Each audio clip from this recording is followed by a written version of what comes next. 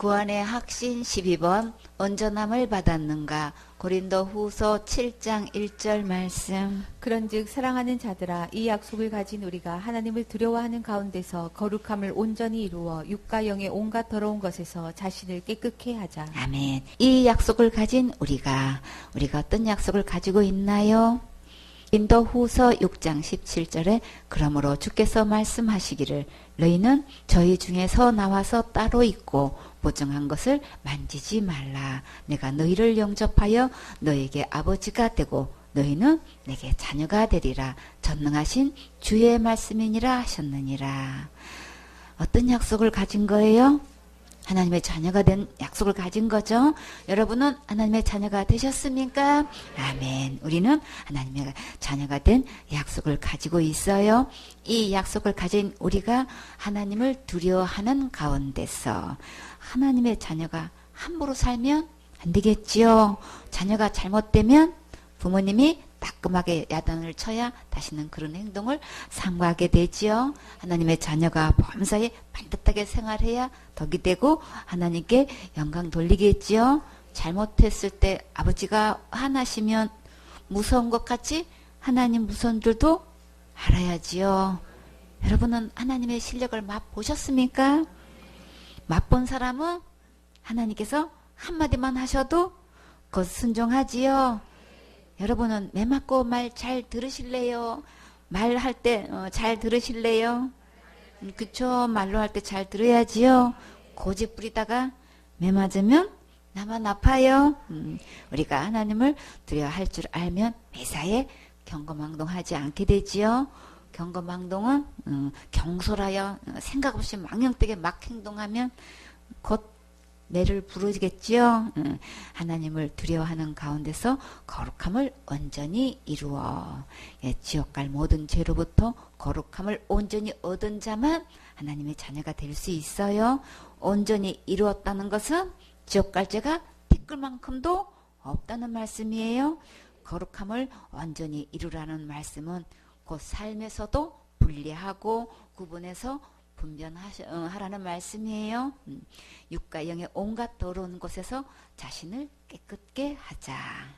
육적으로부터 온전히 깨끗하게 해야 할 부분들을 한번 살펴볼까요? 먼저 우상 숭배에서 우리 1절 깨끗하게 해야겠지요. 고린도전서 10장 20절에 대저 이방인의 제사하는 것은 귀신에게 하는 것이요 하나님께 제사하는 것이 아니니 나는 너희가 귀신과 교제하는 자 되기를 원치 아니하노라. 너희가 주의 잔과 귀신의 잔을 겸하여 마시지 못하고 주의 상과 귀신의 상을 상에 겸하여 참여치 못하리라. 하나님의 자녀가 귀신하고 교제하는 것은 정말 마땅치 않지요. 계속 고집 부리고 귀신에게 절하고 숭배하면 어떻게 될까요? 시편 106편 28절에 저희가 또 바알볼과 연합하여 죽은 자에게 제사한 음식을 먹어서 그 행위로 주를 경록케 함을 인하여 재앙이 그 중에 유행하였도다. 우리나라는 조상제사라고 속여서 귀신이 경배받고 있어요. 부모에게 효도하는 것으로 속여서 음식을 차리게 하고 절받고 있지요. 이런 자들에게는 언제 어떻게 재앙이 내릴지는 아무도 몰라요. 아무도 그 벌을 피할 수 없어요. 갑자기 교통사고가 날 수도 있고 유행병에 걸려서 고생하고 생명을 잃을 수도 있어요. 관계가 끊어지고 얽히는 일들이 생기고 또 많은 재산의 손해를 볼 수도 있어요. 그러니까 이를 매를 맞지 말고 삶 속에서 우상 숭배에서 1절 깨끗하게 해서 온전한 삶을 살아야지요. 만약에 비록 조상제사는 드리지 않고 동참하지도 않고 음식도 먹지 않는다 하더라도 마음으로 우상 숭배하는 것도 있어요. 어떤 것인지 자세히 살펴서 1절 깨끗해야겠지요. 골로새서 3장 5절에 그러므로 땅에 있는 지체를 죽이라. 곧 음란과 부정과 사욕과 악한 정욕과 탐심이니 탐심은 우상 숭배니라. 우리가 살면서 탐나는 것들이 정말 많지요. 그러나 세상의 마음이 뺏겨서 하나님보다 더 사랑하고 전부가 되어서 쫓아가면 안 되겠지요. 로마서 12장 1절에 그러므로 형제들아 내가 하나님의 모든 자비하심으로 너희를 권하노니 너희 몸을 하나님이 기뻐하시는 거룩한 산 제사로 드리라. 이는 너희의 드릴 영적 예배니라. 너희는 이 세대를 본받지 말고 오직 마음을 새롭게 함으로 변화를 받아 하나님의 선하시고 기뻐하시고 온전한 뜻이 무엇인지 분별하도록 하라. 몸을 들여 예배 성공하면 하나님께서 분별하도록 지혜를 주셔요. 예배 성공하면 모든 좋은 것들을 풍성하게 넘치도록 주시니까 세상에 마음 뺏기면 안 되겠지요.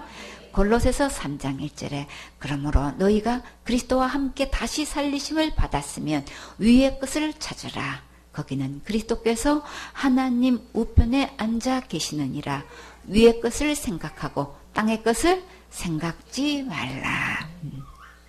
이 세상 풍속대로 따라가지 말고 진리의 말씀대로 따라가야겠지요. 우리가 성서적 가치관을 가지고 자라가려면 예배 성공하면 위의 것에 대해 세세히 알게 해주셔요. 디모데후서 2장 20절에 큰 집에는 금과 은의 그릇이 있을 뿐 아니라 나무와 질그릇도 있어 기 쓰는 것도 있고 천이 쓰는 것도 있나니 그러므로 누구든지 이런 것에서 자기를 깨끗하게 하면 기 쓰는 그릇이 되어 거룩하고 주인의 쓰심에 합당하며 모든 선한 일에 예비함이 되리라. 모든 일에 깨끗하고 온전한 그릇이 되어서 장구하고 귀하게 쓰임받는 사역자가 되셔야겠지요. 영적으로 깨끗하게 되려면 먼저 어떻게 해야 할까요? 영을 먼저 분별해서 하군인지 적군인지 그것부터 알아야겠지요. 요한일서 4장 1절에 사랑하는 자들아 영을 다 믿지 말고 오직 영들이 하나님께 속하였나 시험하라. 많은 거짓 선지자가 세상에 나왔음이니라. 거짓 선지자는 하나님께 속했나요? 아니지요. 겉으로는 하나님의 종이라고 자처하고 있지만 하나님은 거짓 선지자라고 하셨어요. 사탄은 이렇게 직분을 가지고 가장하고 있으니까 사역자는 먼저 예리하게 분별할 수 있어야겠지요. 오직 영들이 하나님께 속하였나 시험하라고 하셨어요. 체킹하는 것은 지극히 성경적이에요. 절대 이상한 거 아니에요. 성경적 근거와 자부심을 가지고 영들을 시험할 수 있어야겠지요. 디모데후서 2장 15절에 내가 진리의 말씀을 옳게 분별하여 부끄러울 것이 없는 일꾼으로 인정된 자로 자신을 하나님 앞에 드리기를 힘써라. 진리의 말씀을 계속 지속적으로 들을 때에 옳게 분별할 수 있어요.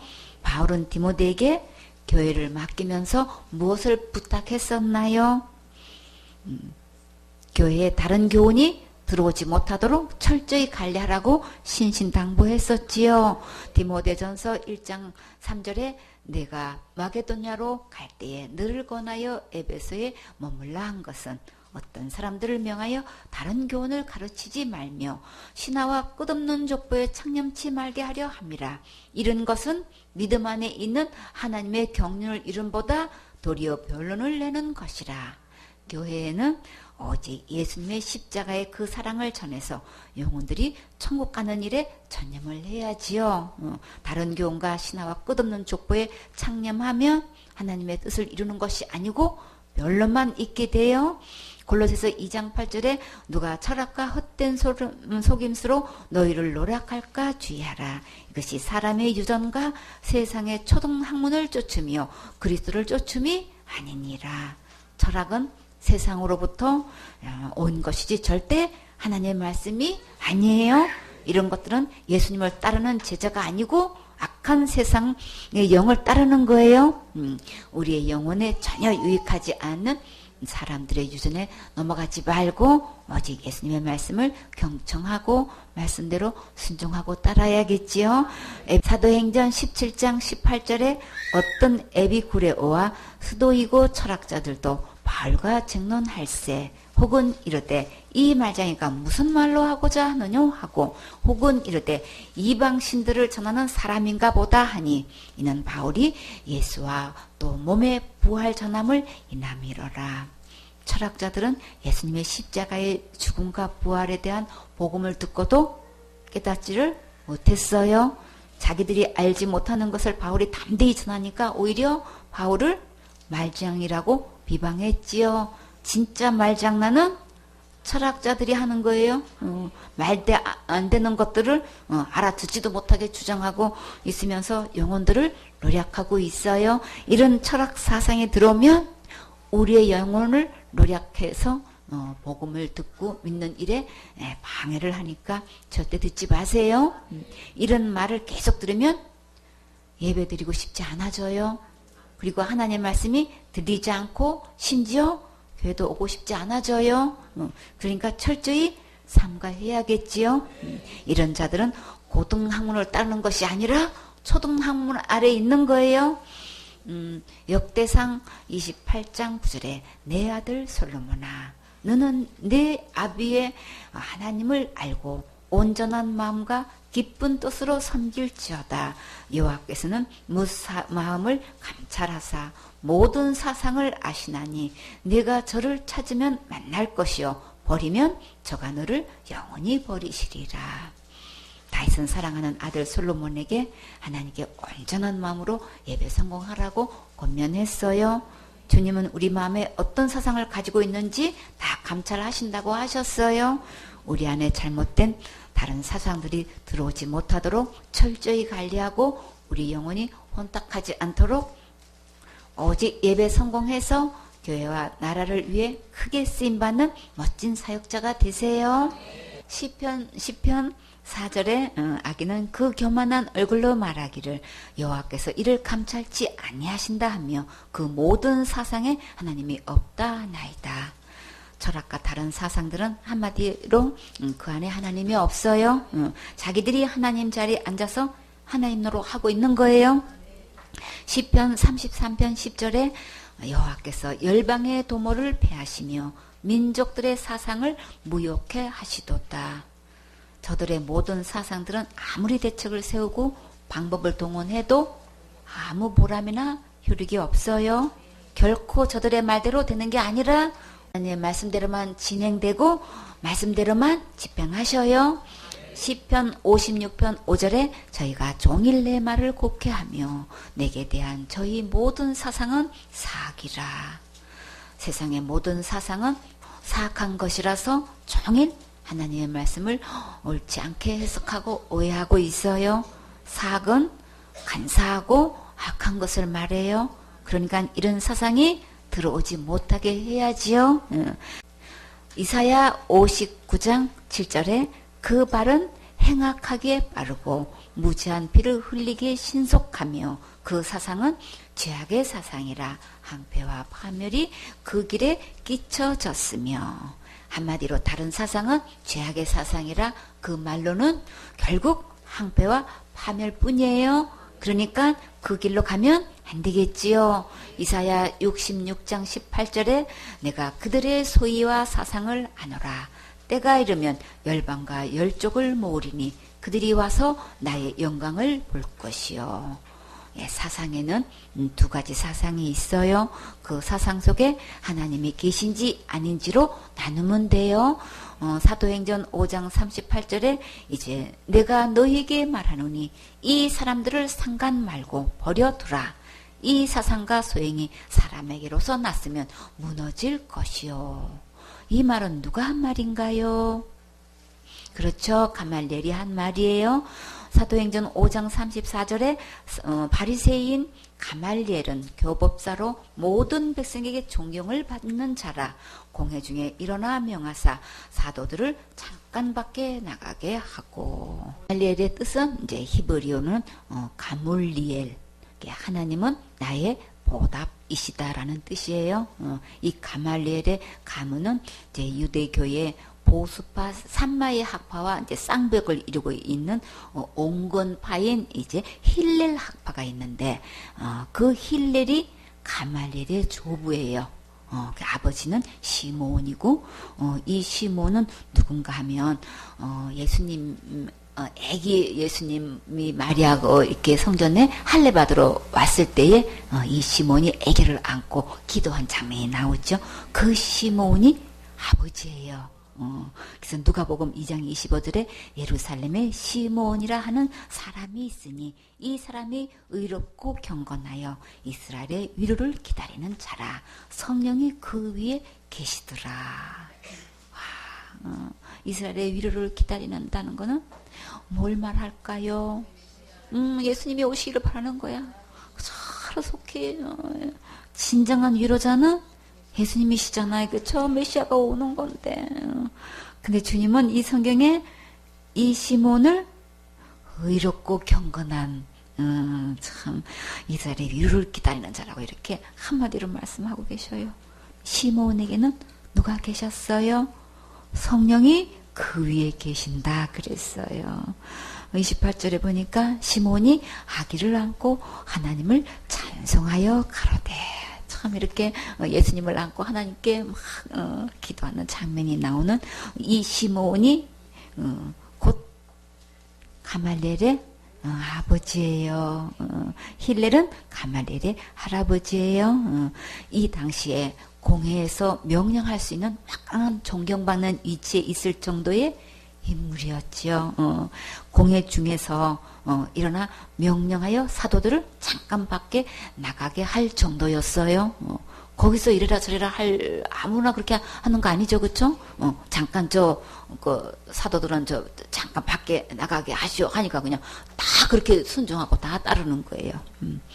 여기서 가말리엘은 제자들을 사상과 소행이 먼저 하나님부터 왔는지를 살펴보라고 했지요.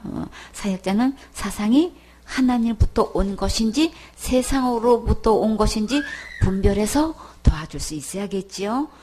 우리 청소년들이 성서적 우파로 잘 자라가는 모습을 보면 정말 감사하지요. 가말리엘이 공회에서 제자들을 잠시 밖으로 내보내고 모든 공회원들에게 어떻게 말하는지 한번 보세요.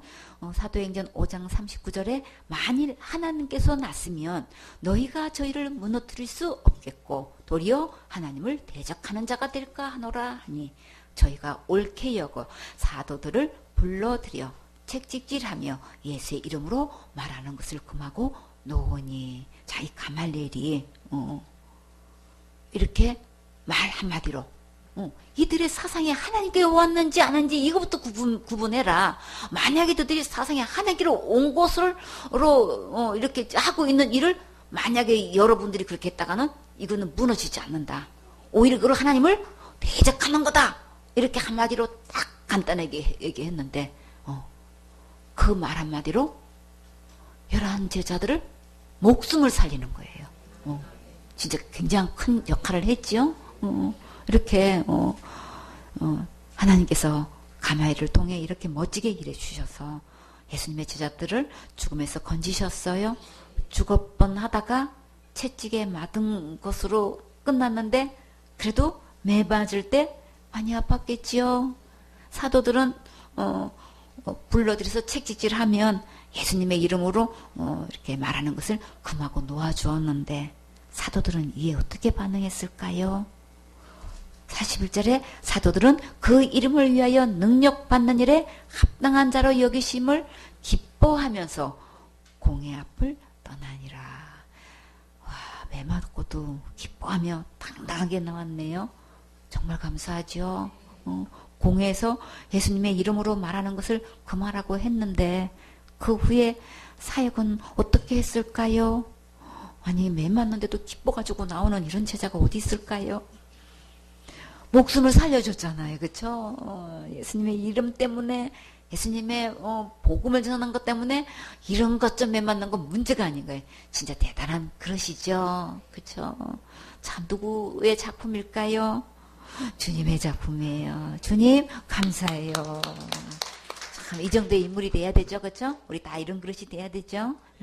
42절에 저희가 날마다 성전에 있든지 집에 있든지 예수는 그리스도라 가르치기와 전도하기를 쉬지 아니하니라. 정말 주님께서 정말 멋지게 일해 주셨어요. 하나님의 사상과 세상 사상은 결국 이렇게 죽음에 이르기까지 부딪히게 되어 있어요. 하나님의 자녀들은 예배 성공하고 하나님을 두려워하는 가운데서 거룩함을 온전히 이루어 육과 영의 온갖 더러운 곳에서 자신을 깨끗하게 지켜야겠지요. 히브리서 5장 7절 말씀. 그는 육체에 계실 때에 자기를 죽음에서 능히 구원하실 이에게 심한 통곡과 눈물로 간구와 소원을 올렸고 그의 경외하심을 인하여 들으심을 얻었느니라. 아멘. 여기서 그는 누구신가요? 예수님. 예수님께서 몸을 입고 오셔서 십자가의 죽음을 앞두고 눈물로 통곡하며 간절하게 손을 올렸어요. 절박한 심정으로 대성통곡하시며 애타게 부르짖는 예수님의 기도가 여러분의 심령에 들리시나요? 자기 몸을 들여 하나님의 뜻을 이루시기를 결단하셨을 때 그 기도가 상달되었어요. 예수님은 누구에게 기도하셨나요? 자기를 죽음에서 능히 구원하실 하나님께 기도하셨지요. 우리가 기도하는 대상은 우주 만물을 창조하시고 죽음에서 능히 살리시는 하나님께 기도드리지요. 모든 환경이 막히고 깜깜하여 앞이 보이지 않는 절망 속에서도 주님을 바라보시면 빛을 비춰주셔요. 8절에 그가 아들이시라도 받으신 고난으로 순종함을 배워서. 그가 아들이시라도 누구 아들이신가요? 하나님의 아들이시지요. 받으신 고난으로 순종함을 배워서. 어떤 고난을 받으셨나요? 십자가에 죽기까지 순종하셨지요. 하나의 진주가 되기까지 그 고통은 말할 수 없었겠지요. 신발에 모래 하나만 들어가도 걸어가는데 정말 고통스럽지요. 조개나 대합과 전복에 모래가 체내에 들어가면 조가비를 만드는 외투막을 이렇게 자극해가지고 분비물이 나온대요. 그 분비된 것이 진주가 되어 가는 거예요. 진주가 점점 그 안에서 자라가는 거예요. 그래서 우리가 정금이 되기까지는 수많은 연단이 있지요. 욥의 고난은 정말 말할 수 없는 고난도 훈련이었어요. 그러나 단련하신 후에는 상상 초월로 작품을 만들어 주셨어요.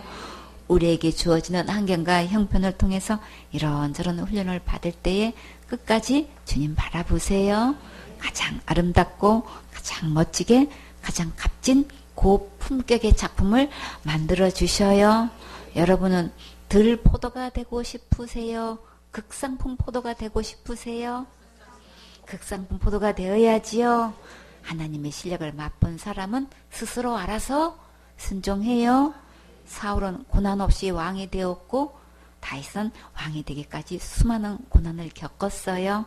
그 결과 사울은 당대의 왕위가 끝났지만 다윗의 왕위는 영원히 있게 하셨지요. 무엇보다도 다윗의 혈통을 통해 영원한 왕이신 예수님이 오셨어요. 이보다 더 큰 가문의 영광이 없지요.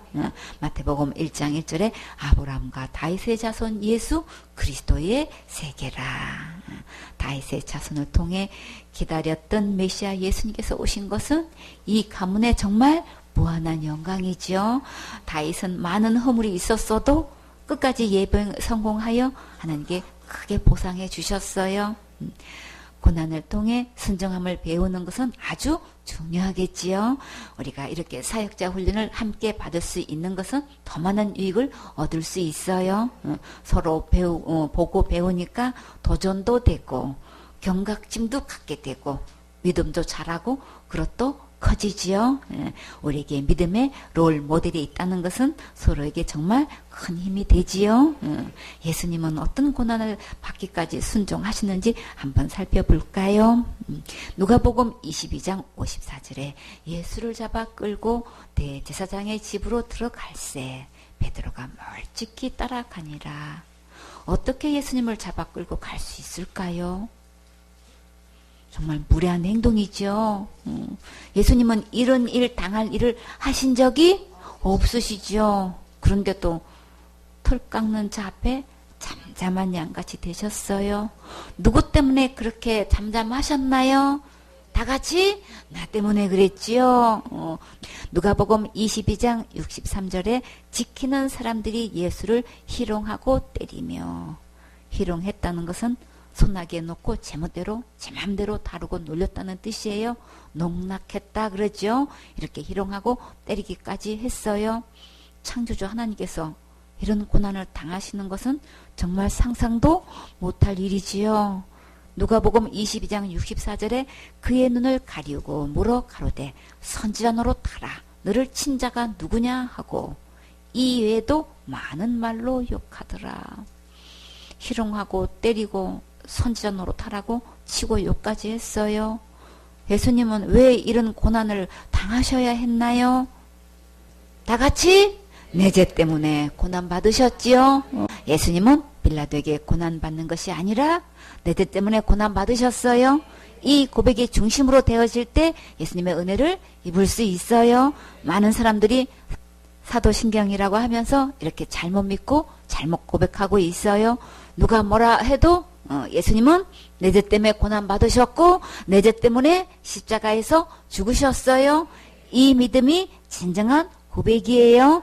누가복음 22장 66절에 날이 새매 백성의 장로들 곧 대제사장들과 서기관들이 모여 예수를 그 공회로 끌어들여 가로되 내가 그리스도이든 우리에게 말하라. 대답하시되 내가 말할지라도 너희가 믿지 아니할 것이요 내가 물어도 너희가 대답지 아니할 것이니라. 그러나 이제 후로는 인자가 하나님의 권능의 우편에 앉아 있으리라 하시니, 예수님은 이 말씀대로 정말 부활하셔서 하나님 보좌 우편에 앉으셨지요. 그런데 대제사장들과 서기관들이 이 예수님의 말씀을 믿었을까요? 아니지요. 70절에 다 가로되 그러면 네가 하나님의 아들이냐? 대답하시되 너희 말과 같이 내가 그니라. 이들이 네가 하나님의 아들이냐고 물은 것은 사형에 처할 결정적인 단서를 잡으려고 물은 거예요. 예수님께서 하나님의 아들이라고 하실 때 그들은 어떻게 했나요? 71절에 저희가 가로되 어찌 더 증거를 요구하리요 우리가 친히 그 입으로 들었노라 하더라. 저들이 죽일 확실한 증거를 찾으려고 집요하게 심문한 거 맞지요? 예수님께서 하나님의 아들이시라는 것은 저들은 어떤 죄로 여기나요? 신성 모독죄로 여기지요.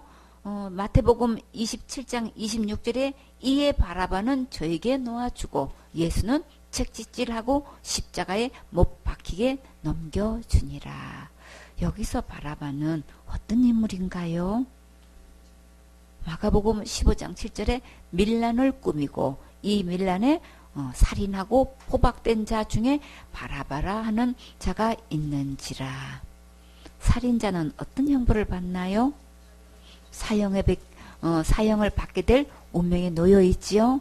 근데 이런 자를 놓아주고 죄 없는 예수님을 채찍질하고 십자가에 못 박히게 넘겨주었어요. 여기서 바라바가 곧 누구인가요? 곧 나지요. 우리가 다 곧 바라바예요. 지옥 갈 수밖에 없는 나를 예수님께서 대신 십자가에 죽으시고 죄로부터 구원해 주셨어요. 예수님의 이 크신 은혜는 영원토록 찬양과 영광과 경배를 받으셔야 마땅하겠지요. 그가 아들이시라도 받으실 고난으로 순종함을 배워서 십자가에서 죽기까지 사랑하신 것으로 우리는 지옥 갈 모든 죄로부터 온전케 되었어요. 9절에 온전하게 되었은즉 자기를 순종하는 모든 자에게 영원한 구원의 근원이 되시고. 그러면 온전함은 누가 하신 거예요? 예수님께서 온전케 해주셨지요. 무엇을 온전하게 하신 거예요? 지옥 갈 모든 죄로부터 온전케 하셨지요. 예수님께서 지옥 갈 모든 죄로부터 영원히 온전케 하신 것을 믿고 받는 것이 온전한 믿음이에요. 온전하게 되었은즉 자기를 순종하는 모든 자에게 영원한 구원의 근원이 되시고. 큰 죄, 작은 죄, 원죄, 자범죄, 가벼운 죄, 무거운 죄, 모든 죄에서 순종하는 모든 자를 구원하셨어요. 한국에서 가장 큰 죄로 여기는 살인죄나 자살죄도 모든 믿는 자에게 구원의 근원이 되셨어요. 율법 613가지 범한 모든 죄가 다 포함해서 영원한 구원을 이루신 예수님을 믿을 때 이 믿음을 온전한 믿음이라고 해요. 그러면 죄로부터 구원은 누가 하신 거예요? 예수님께서 분명히 전적으로 온전히 하셨지요. 오직 예수님만 구원의 근원이 되셨는데 너무나 많은 사람들이 자기가 행한 선한 일로 구원받는 줄 알고 열심히 하고 있어요. 그래서 믿음을 점검해 보면 예수님께서 다 이루셨다고 하는지 자기가 행한 것을 가지고 대답하는지 금방 알 수 있어요. 우리가 아무리 열심히 충성 봉사 헌신해도 예수님만큼 온전하게 될 수는 없지요. 우리가 한 것은 다 상급에 해당하니까 본인이 심는 대로 다 받아요. 그러나 죄로부터 구원은 십자가에서 죽으시고 부활하신 예수님만 하실 수 있는 거예요. 우리는 처음부터 구원할 수 없어요. 왜 우리는 못할까요? 죄의 싹은 사망이라 죽어야 하기 때문에 우리는 할 수 없는 거예요. 죽는 걸로 계산하니까 못한다고. 죄값이 죽는 거라는 거지. 근데 많은 사람들이 어떻게 계산해요? 회개로 계산하잖아. 회개가 아니고 날마다 짓는 죄 날마다 회개가 아니고 죄값은 죽어야 하기 때문에 우리는 절대 못하는 거란 말이에요. 그래서 속는 거라고 지금 속고 있단 말이에요. 우리는 아예 처음부터 못하는 거예요. 갚을 것이 없는지라. 1만 달란트 굳이 갚으려면 갚을 수 있어. 얼마만큼 갚아야 돼? 1만 달란트를 갚아야 돼. 1만 달란트는 16만 년을 벌어도 갚을까 말까 한 16만 원을 어떻게 살아? 살지도 못하는데 어떻게 벌어? 그러면 그건 무슨 뜻이에요? 갚을 수 없다는 것을 깨닫게 하시는 것을 1만 달러 빚진 자로 이렇게 말씀하신 거라고요. 죄값은 죽어야 하기 때문에 우리는 못하는 거예요? 할 수 없는 거예요? 이걸 알아야 돼. 죄 있는 거는 맞는데 다 죄 있는 건 알아. 그 죄 문제를 어떻게 해결해야 되냐 말이지. 다 사람들은 회개로 속여가지고 이렇게 다 속아 넘어가고 있고 그게 날마다 회개해야 된다고 자기가 열심히 하고 있어. 그거마저 자기가 하고 있단 말이지. 구세주가 자기야. 죄 해결도 자기가 해야 돼. 그게 다른 복음이에요? 진짜 복음은 나는 죄값은 사망이기 때문에 나는 할 수 없어요. 그래도 우리는 절대적으로 하나님의 긍휼이 필요해. 자비가 필요하다고. 주님의 절대적인 도움이 필요하단 말이에요. 제 싹은 사망이라 죽어야 하기 때문에 우리는 할 수 없어요. 이것을 속히 깨닫고 예수님께로 오셔서 온전히 구원해 주신 이 은혜를 믿고 받으세요. 자, 여러분은 이 온전함을 받았습니까? 온전함은 오직 믿음으로 받는 거예요. 아멘. 3번 영원한 상급 다니엘 12장 3절 말씀. 지혜 있는 자는 궁창의 빛과 같이 빛날 것이요 많은 사람을 옳은 대로 돌아오게 한 자는 별과 같이 영원토록 비추리라. 아멘. 지혜 있는 자는 지혜는 어디에 가만히 있을까요? 예수님께 있어요. 잠언 2장 6절에 대저 여호와는 지혜를 주시며 지식과 명철을 그 입에서 내심이며 예수님 안에 지혜가 있지요. 잠언 1장 20절에 지혜가 길거리에서 부르며 광장에서 소리를 높이며 잠언 2장 10절에 곧 지혜가 내 마음에 들어가며 지식이 내 영혼에 즐겁게 될 것이요. 잠언 2장 20절에 지혜가 너로 선한 자의 길로 행하게 하며 또 의인의 길을 지키게 하리니. 잠언 3장 18절에 지혜는 그 얻는 자에게 생명나무라. 지혜를 가진 자는 복되도다. 여호와께서는 지혜로 땅을 세우셨으며 명철로 하늘을 굳게 펴셨고. 요한복음 1장 3절에 만물이 그로 말미암아 지은 바 되셨으니 지은 것이 하나도 그가 없이 된 것이 없느니라. 고린도전서 10장 30절에 너희는 하나님께로부터 나서 그리스도 예수 안에 있고 예수는 하나님께로서 나와서 우리에게 지혜와 의로움과 거룩함과 구속함이 되셨으니 지혜가 누구 안에 있어요? 예수님 안에 있죠. 이렇게 지혜 있는 자는 이렇게 궁창의 빛과 같이 빛난다는 거예요. 예수님 안에 있으면, 예수님을 내 마음에 모시면 빛나리 인생이 돼요. 그래서 옳은 대로 돌아오게 한 자는, 옳은 대로가 어딜까요? 예수님께로, 말씀으로, 복음으로 인도해서 지옥 가고 있는 자들을 천국으로 돌아오게 해야지요. 마태복음 27장 19절에 총독이 재판자리에 앉았을 때에 그 아내가 사람을 보내어 가로되 저 옳은 사람에게 아무 상관도 하지 마옵소서. 오늘 꿈에 내가 그 사람을 인하여 애를 많이 썼나이다 하더라. 이 총독이 누구예요? 빌라도예요. 빌라도의 아내가 꿈을 꾸었는데 이 빌라도 아내가 예수님을 뭐라고 표현했어요? 저 옳은 사람에게 아무 상관도 하지 마옵소서. 진짜 옳은 사람은 예수님이에요. 그렇죠? 예수님께로 인도하는 것이 옳은 대로 돌아오게 하는 거예요. 그런 자에게는 어떤 상급을 주실까요? 별과 같이 영원토록 비치리라. 스타 중에 스타, 진짜 스타는 누구일까요? 예수님의 십자가의 그 사랑을 전해서 구원받게 하는 자예요. 그럼 이 스타가 누가 되어야 할까요? 다 같이 내가 되어야지요. 생수 서울교회 사역자들은 다 이 멋진 주인공이 되셔야지요. 상을 어떻게 계산하시는지 한번 상고해 볼까요? 고린도전서 3장 4절에 어떤 이는 말하되 나는 바울에게라 하고 다른 이는 난 아볼로에게라 하니 너희가 사람이 아니리요. 그런즉 아볼로는 무엇이며 바울은 무엇이뇨? 저희는 주께서 각각 주신 대로 너희로 하여금 믿게 한 사역자들이니라. 사역자라는 말씀이 여기 나와 있지요. 나는 심었고 누가 심었어요?